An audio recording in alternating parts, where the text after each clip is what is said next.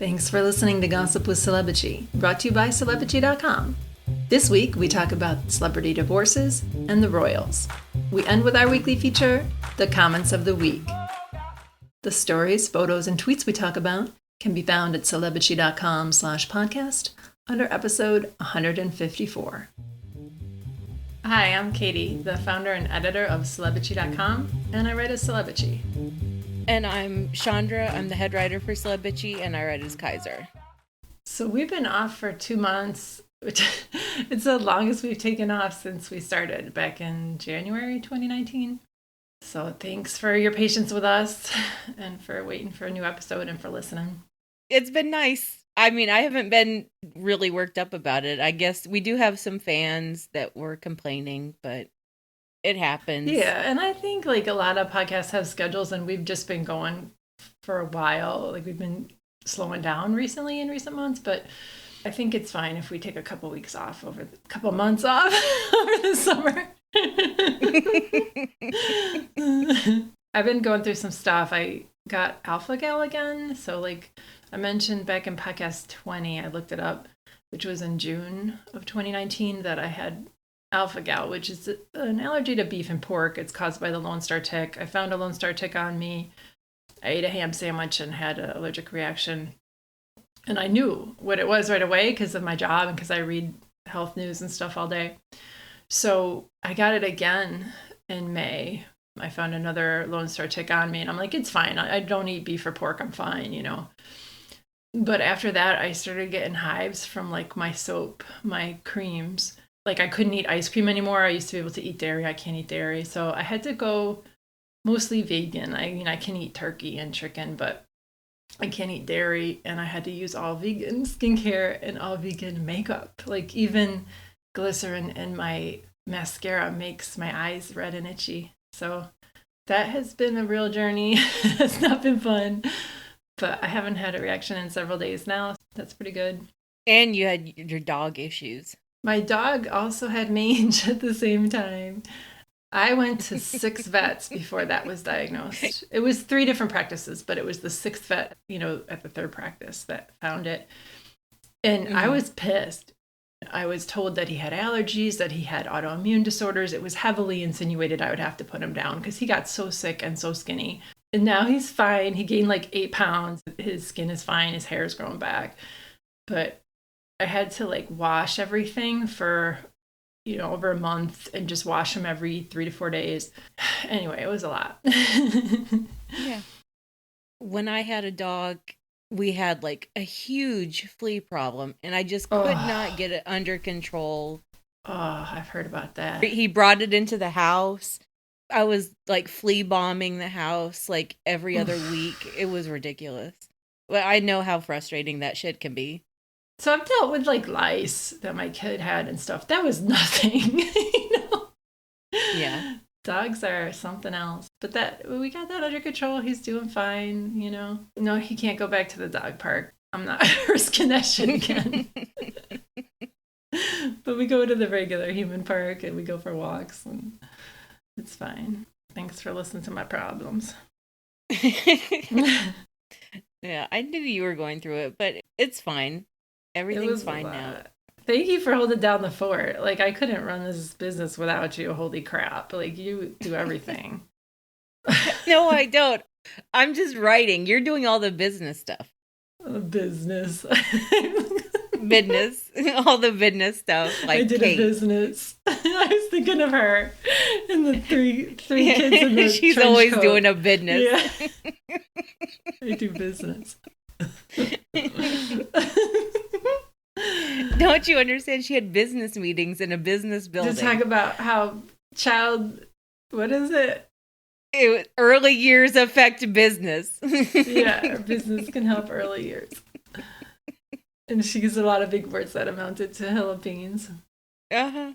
So you can sign up for our mailing list and get the top 10 stories about Kate's business related to the early years. It's a serious sign up I did. I'll put that in this post. I'm trying to get new mailing list signups. Yeah, well, that was a really good list because it was just all about her stupid fucking busy work and her like pretending to be a businesswoman, and oh, it was ridiculous. I had to cull it down to get to 8 or 10 or however many there were. Sometimes it's hard. So while we were away, DListed shut down. I took that really hard. Like, I think that's part of the reason I was having trouble too, because I was like, oh my God, if DListed can't last, what do we do? Like everything's fine business wise, but I was just so sad. I was so sad. You were really worked up about it, but I got the impression that Michael K was just kind of burnt out and tired of the grind of blogging. Why do you think I was worked up about it? Because I feel the exact same way. I just want to also say that how much I respect Michael K for not selling his site, which if he did, I would be like cool with it too, but I understand not wanting somebody else to take something you've worked so long on and trash it, which is what all the investment companies who have bought celebrity blogs have done. Like, they do not understand our business model. They turn it into trash memes. Oh, poor Mike and the superficial. Yeah. Like, I mean, his story was really haunting, actually. What would Tyler Durden do? It's pretty typical of what I've seen. But yeah, I respect Michael K for not selling as well. So we have 3 new writers, Carina, Kismet, and Rosie, and we wanted to thank them. They've come in over the past few weeks, and I feel really lucky that we found them, that they wanted to work with us. So you can see their bios on our writers page. Yay. And we're not hiring anymore, but... All right, and we both saw Barbie. Yeah, Barbie was great. I can't believe how good it was. I was just smiling with the whole time. It was so much fun. Yeah. It was different than I thought it was going to be. It was more feminist than I thought it was going to be. In an awesome way. In a great way. Like, I loved that the message was so, not just feminist, but like an actual like critique of what it is to be a modern woman. What does Barbie represent and what does all of this stand for? I just thought it was really smart and it's just a great movie for women and girls. It was, and it was so funny and unique and different from any movies that I've seen recently. Like, they had that whole Ken musical bit, and they could have made the whole movie like a full-on musical, but it still was one of the best musical scenes I've ever seen. And it was so great. There was something triumphant about that movie.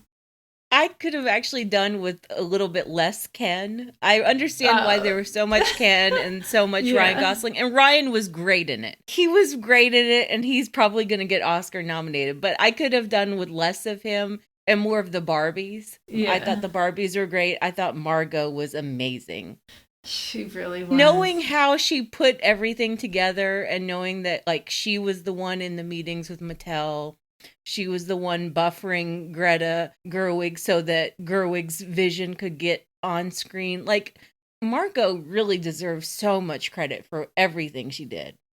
And the set design, the costuming, like, it just seemed perfect. Not perfect. It seemed so thoughtful. It was thoughtful. And again, I wish there was more Barbie stuff. I would have loved even more costumes. More of Margot's Barbie, more of her friend Barbie's. We'll get a sequel for sure, and it'll be awesome. Well, yeah, I hope so. And I hope Greta is involved. Me too. I hope she directs it again. She did such a phenomenal job. Everyone was like, Barbie is so amazing. Watch Mattel and Warner Brothers learn exactly the wrong lessons from this. And I feel like it's already starting. Yeah. There probably will be a Barbie sequel and they'll like remove Margot and Greta from it. That's like the nightmare. Because they want to save a little money. Yeah. Or they're like, no, we want to go in a different direction for the sequel. And white men will decide. Right? Well, like I was reading and covering all of those articles about Margot and like her doing the meetings and meeting with all the Mattel people. Yeah. And like everyone that she had to go through at Mattel was a white man. Oh my God, of course. So neither of us have seen Oppenheimer. Yeah. And we're like, no, I don't really enjoy Nolan that much. The only movie I really liked of his was Dunkirk. I liked his Batman movies. Dunkirk was okay. It was good. Like, I'm looking forward to seeing Oppenheimer. I don't care about Oppenheimer. It's like 3 hours, right? I'm interested in the politics of it and the performances. Everyone says that the cast is amazing, but it's a long ass movie, and I'm just gonna rent it whenever it comes out. I'm not paying for it. I'm not gonna. I'll rent it, and I'll be like, okay. You can lend it to me. Yeah. We use each other's passwords. It's fine. So I also saw a bunch of other movies and stuff. I saw The Blackening. That was freaking funny. It's like a horror comedy. I was thinking about renting that. I might rent that. It's kind of fun. I liked it. It was silly. Like, they did a good job. Okay, I watched this Michelle Williams movie, Showing Up. And Michelle Williams plays this, like, struggling but not really artist. And she, like, works at an art school. And, like, nothing happens in the movie. But, like, I've been thinking about it ever since I watched it. I've been, like, solely thinking about, like, art and, like... When did it come out? Last year. She's really good in it, but she didn't have a lot to do. It wasn't like, oh, this is this performance-driven art film.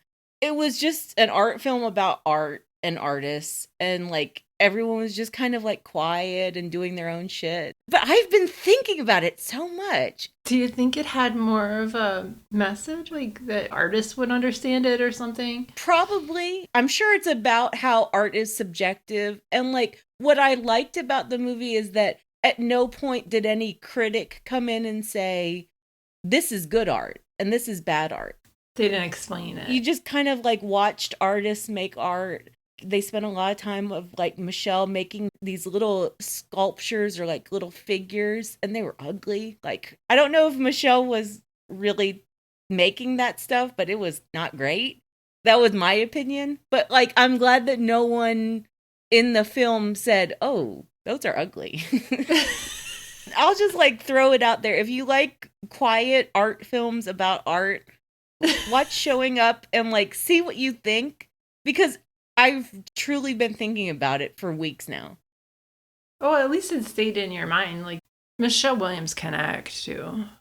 Yeah, I like that she just goes off and does these little tiny movies and only a few people see them. I've never even heard of this movie. So, all right, let's talk about... I had heard of it, but anyway. Yeah. Let's talk about...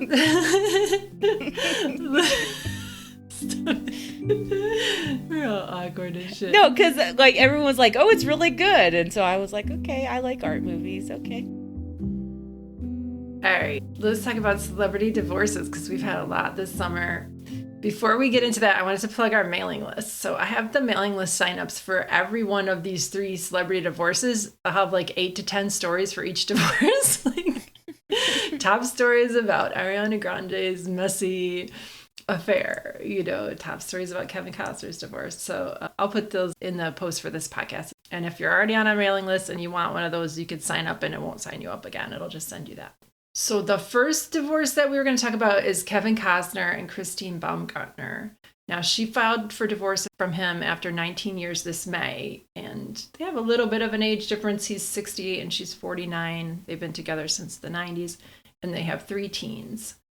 So the initial reporting was that Kevin was kind of blindsided and he wanted her back, and that she was just upset that he was away all the time and there was no cheating. Yeah, and the cheating rumors kind of came and went. I still don't know how I feel about that or what I think. Yeah. I think it's possible he was cheating on her. I think it was possible that she was cheating on him too. But we'll get into that. Exactly. But I think mostly she was just over it and she wanted to divorce while the kids were still young enough where she could get child support. Oh, that's a good point. Yeah. And I just think she was over it. She was over Kevin. And as the court filings and divorce proceedings have gone on and on, like, it's very clear that he was financially abusing her. And he was very controlling about money specifically. He was probably annoying day to day when he was around because of the little petty shit he's been doing in the divorce. Like, he immediately tried to evict her from their house because that was in their prenup, that she had to leave the home if she files. Yeah, she had to leave within 30 days, and she was like, no, I'm not going anywhere. But she finally was evicted at the end of July.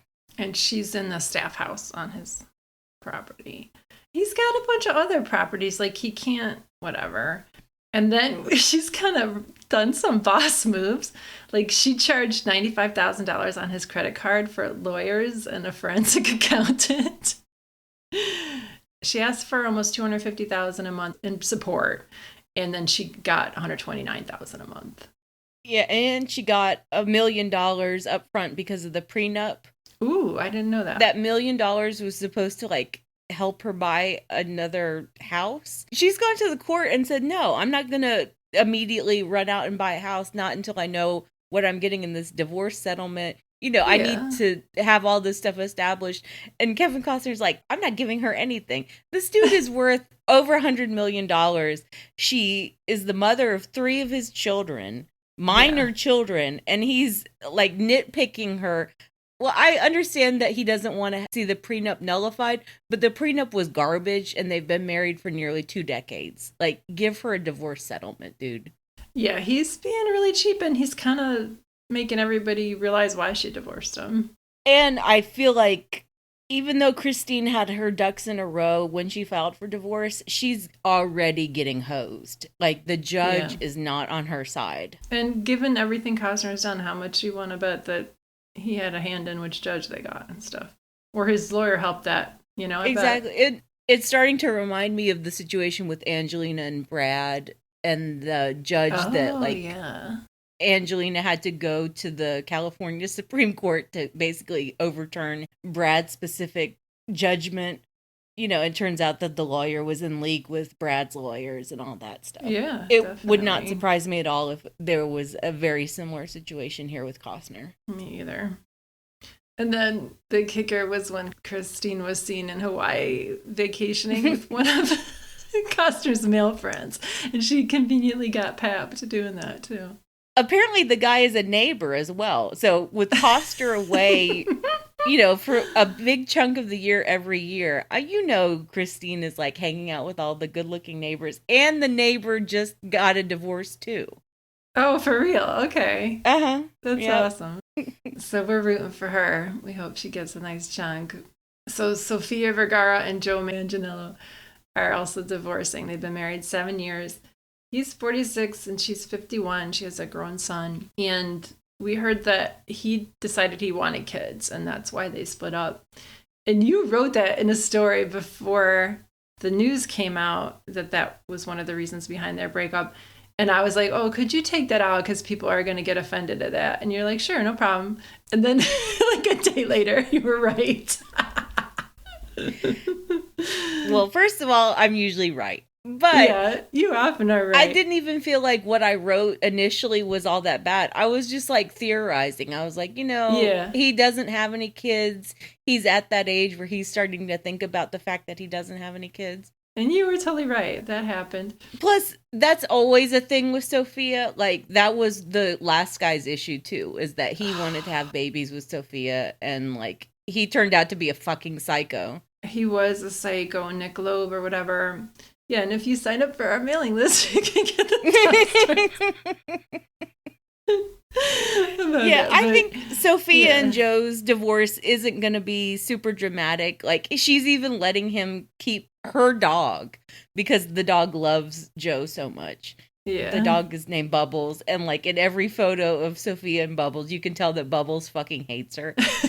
Little chihuahua. Yeah. He looks mean, or she does. Chihuahuas can be nasty pieces of work. They really can. Yeah, I just don't think it's going to be a huge drama. I don't even think he's going to try to contest the prenup. I bet she just gives him like a quick settlement and he just goes away. We'll see. I hope so too. And I hope she lives her best life and does whatever she wants. Whether that's, you know, getting somebody new or not, you know. I kept looking on her Instagram. She was away on her Italian vacation with her girlfriends when the divorce announcement came out. Like, that Italian vacation looked amazing. Yeah. She was in Italy for a month, Sweet. drinking wine with her girls. She was in a hot tub. She looked gorgeous the entire time. I was like, oh, what a way to go on vacation. Sounds nice, yeah. And then probably the messiest divorce was Ariana Grande. So I used this tag on my post today about this on Instagram. Did you see SpongeBob side piece? Yeah. I feel like that's kind of mean. Like, it's totally fair. So she's been having an affair with her married co-star on Wicked. So he's the star of the SpongeBob SquarePants musical. His name is Ethan Slater, and he looks like he could be SpongeBob quite easily. And Ariana was married and Ethan was married, and they both filed for divorces since. Ethan was with his wife Lily J for 10 years, and they just had a baby last year. That's a whole mess. So. Yeah, so I'm not surprised by the Dalton Gomez Ariana split. That one you could have predicted. Like, the only surprise there is that they stayed together for so long. By so long, I mean 2 years. Like, I guess it's not a surprise that she had a jump off either, because that's her MO.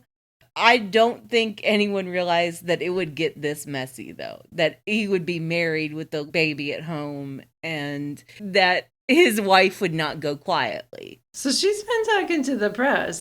She's been like, oh, Ariana is not a girl's girl. My family's collateral damage. And there's source stories about how she was told just a few days before the news broke and she was devastated and blindsided. Yeah, I believe those stories, and I believe that they all came from Lily. I think as soon as Ethan left her, she was calling up Page Six and Us Weekly and People Magazine, and she was like, can you fucking believe what he did to me? And everyone's like, that dude? Okay.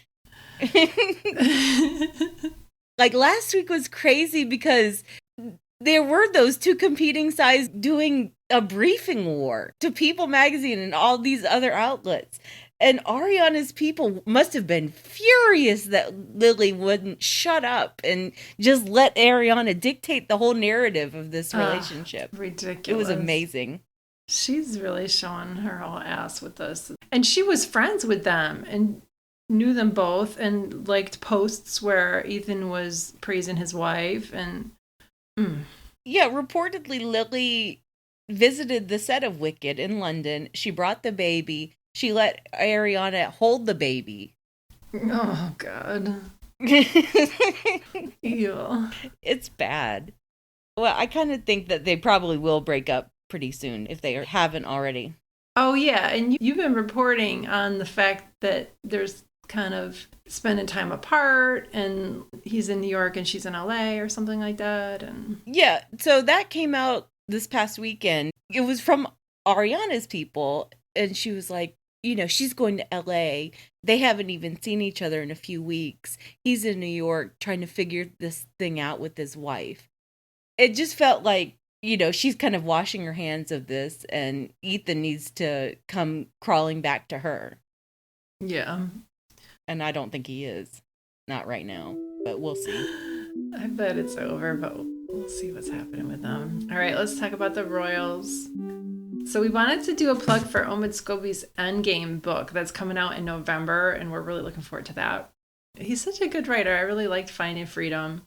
He's like the only member of the Royal Rota who reports fairly on Harry and Meghan. Yeah, basically. And that's all it is. He's reporting fairly. He's not their best friend. He's not their spokesperson. He's just fair to them. Yeah. And he got a really good niche in that, but he's been unfairly attacked and maligned by the British press for that. We like Scobie, and I'm really worried that the British media is just going to ramp up their attacks on him when Endgame comes out. And when he's promoting the book, they're already starting. It's a Harry and Meghan level hate campaign against Scobie, just for being critical of the Windsors. That's all he is. But, I mean, I hope he's laughing all the way to the bank. I mean, Finding Freedom was a huge hit. Yeah. It was a huge bestseller. Yeah. I'm sure he made millions from it. I hope so. So Meghan's series that aired on the USA Network from 2011 to 2019, Suits, is now like one of the top shows on Netflix. A lot of people are watching it and they're like, wow, Meghan Markle can really act. Wow, she's awesome. And the British press is super salty about it, and they're trying to spin it like Americans hate her, which is like opposite world. They're always in the opposite world. Well, they're like, it's so curious. We thought Americans hated Meghan. Why are they watching Suits? Because it's a good show. And yeah. Especially the younger people, they love watching complete series. Yeah. Because every show that they like gets canceled in season 1. You know, they're like, oh my God, I get 9 seasons of this great show? This is amazing. It's a good show, and I can't wait for that generation to rediscover White Collar, because White Collar, it was such a great show. You love that. You and my mom have the same taste. She loved White Collar. She's still with us. She loves White Collar. I mean, oh my God, I don't want to phrase it like that. I'm like, I don't want to jinx anything.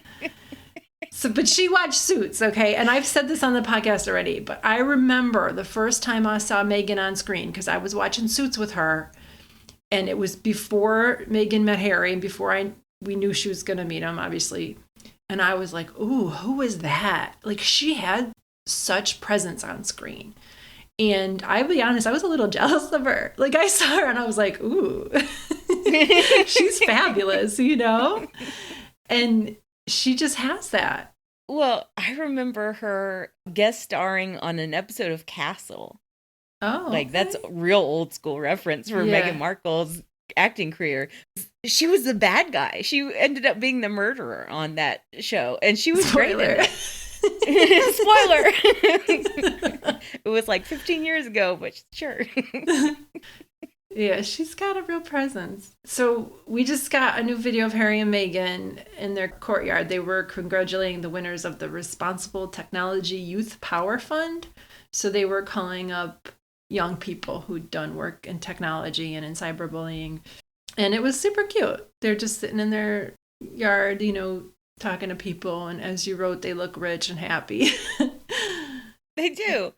Their garden is amazing. Like their grounds of their estate. Yeah. It's so beautiful there. Yeah. Their little color coordination with their outfits. It was real cute. Kind of cheesy, but very cute. But Meghan looked rich. She always looks rich. She's gorgeous. And I was saying to you in the document for this that we'll probably get some articles in the British press about how they're trying to change the focus from Prince William serving veggie burgers from the food cart, whatever.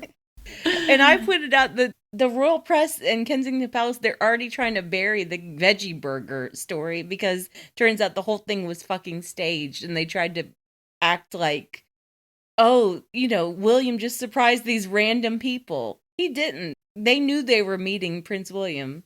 And they're like, egg surprise. And they're like, oh my gosh. Ooh. And he has the on-screen charisma of a head of lettuce. Yeah, I could barely get through that video. Yeah, it was goofy. I didn't watch the whole thing. I'm not going to act like I did. Well, he only shows up at the beginning and end. Okay. The rest of it is just the guys trying to create a veggie burger using all this new technology. I mean, I would eat it. I'm kind of desperate, so. I am. I eat the Beyond Burgers and the Impossible Burgers and all those. So the Sussexes are covering People Magazine and Us Magazine this week. And it's weird because they're kind of trying to spin it like they're having trouble. But, like, how are they having trouble when Harry had a best-selling memoir and Meghan had a hugely popular podcast with celebrities on it? Like, I don't really get that. But whatever. I understand why people are saying, oh, they're having business problems is because of the Spotify thing and the fact that Harry and Meghan didn't do anything to combat the... We know what the narrative... Sorry, go ahead. No, I understand that, like, we know the narrative. Like, a lot of people have done a lot of, like, damage control on behalf of Harry and Meghan. Like, it doesn't change the fact that their communication strategy needs an update. And that, like, the Spotify thing was a real turning point for me for, like, realizing how bad their current communication strategy is. They should have been way out front in that whole Spotify debacle. They kind of let it slide, but they said through sources that basically Harry made pitches that were shot down by Spotify and that they were stifled and couldn't get things done working with them. Yeah, and Spotify sources came right back and said, we gave you plenty of time. We spent all this money and effort on you, and you should have brought us more. You should have delivered more. And they just kind of let that narrative hang out there. And then the whole Bill Simmons thing. Oh, and they didn't say anything about that either. He called them grifters. And he's a Spotify executive. Spotify platforms Joe Rogan and his dangerous misinformation and all the scumbags that he talks to. And they're going to speak out against Harry and Meghan when Meghan had the second most popular show. And it would be great if we could have gotten that from an Archewell spokesperson. Yeah. It's fine for you to say it. It's fine for me to say it. But an Archewell spokesperson needs to say it. That was just the point I was making. That I've been trying to make for months now. I agree with you to an extent. Because I have some of Meghan's traits too, where I'm like, everything's going to be fine. Don't respond to trolls. And I kind of get the urge to just ignore it and be like, fuck these people. I'm not giving them the satisfaction of a response. I mean, we deal with trolls for our job, and it's not even at that level. And it does take something out of you. It is a lot to respond. And I get all of that. I get all that. And I get why they don't want to respond to every stupid report in the Sun or the Daily Mail. I get why they want to just block that out and ignore almost all of it. And that's fine. But when it's about your business, when it's about your company that you and your husband have built in the past 3 years, and that you're still trying to build your reputation in the industry, you need a better communication strategy for when a Spotify executive is calling you a fucking grifter. You need a way to respond. They need a PR person who can hit back at that, in a classy way and in a succinct way. Sorry to put that, Megan, in a succinct, classy way. You know? They need a seasoned professional communications team, and I don't think they have that now. Yeah. They need to do it like the Biden team. They need to do it like the Democrats. Get a few people. All right, let's move on to the comments of the week. Okay. So my comment of the week is on the post where Stephen Amell tried to dial back his anti-union comments at a fan convention. And it was obvious his publicist wrote that for him. Yeah. And Peanut Butter said, Stephen Amell clarifies what we already know, that he's a giant tool. Yeah, so he's a scab as well, because he's been promoting his stupid TV show and trying to pretend like he hasn't been promoting it. Yeah. And so it's been 3 months since the WGA, the writers union, has been on strike, and the SAG-AFTRA actors union has been on strike since July 14th. And we support them, whatever they need to do. Yeah, we support them. And it's great that this douchebag, this Stephen Amell, whatever you say his name, it's great that he's the most prominent person who's being a scab and saying all this bullshit publicly. Yeah. Most of the union is standing together in solidarity. I think that most of the union is pushing Fran Drescher to really hold the line. Except for Brad Pitt. Does. Brad Pitt is a fucking scab as well. No, he is. He is. I hope and that my comment. Go ahead. Okay. No, go ahead. I'm sorry. No, it's cool. I'm good. Go ahead. You go. I'm good. All right. I was just gonna do my comment of the week. Okay.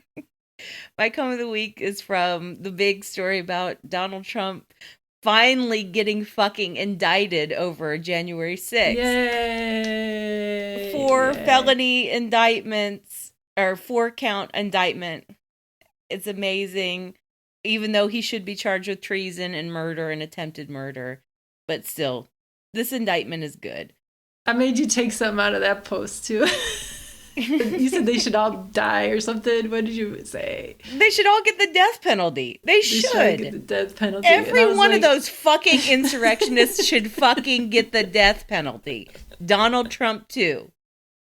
And all of his little rat fucking asshole helper monkeys, they need to get the fucking death penalty too. I swear to God. Like, just say they should get the death penalty sentence. And you're like, okay. That's what the death penalty is for. The man tried to overturn the very idea of America. Yeah, he did try to overturn the government. I just don't believe in it. The death penalty in general. Like, you know, I might change my opinion on that at some point. Hopefully I'll never have a situation where I have to, but even anti-death penalty people should be pro-death penalty for Donald fucking Trump. Anyway, so my comment of the week. Well, in the post, I noted that the DOJ special counsel, Jack Smith, is quite handsome, and I would definitely he with looks Jack like Smith. your type, yeah. He is my type. I was like, ooh, who is this? That's like he needs to shave. Oh, his beard is really nice. Anyway, so Kitten wrote, Jack Smith is who all the Blue Wave folks thought Mueller was. And that is so dead on. Like, we were all pinning our hopes to fucking Robert Mueller, and it turns out that he was not the guy. But Jack Smith is the guy. Here's hoping. And someone else brought this up. So, you know, everyone was like, what's taking so long? Why is it 2.5 years later that, you know, we're finally holding Trump accountable? They had to clear out all of the MAGA trash from the FBI and DOJ. Oh, yeah. Like, someone pointed that it took more than a year to clear out all of the fucking MAGA trash that Trump put in there. Damn. They need Commander Biden to help with it. Go in there. Seriously, that dog can sniff out some MAGA trash. They gotta train him. They gotta train him to smell Republicans. I think he just does it for the love of the game. I don't think he has to be trained for it. No, he knows. All right, well, thanks for listening, bitches. Thanks, bitches. Thank you for listening to the Celebrity Podcast. Please rate, review, and subscribe wherever you listen. If you like us, please turn off your ad blocker when you visit our site. You can text us or leave a voicemail at 434-218-3219. Our music is from AA Alto, Maiden, and via Premium Beat and Sound of Picture. Thanks again.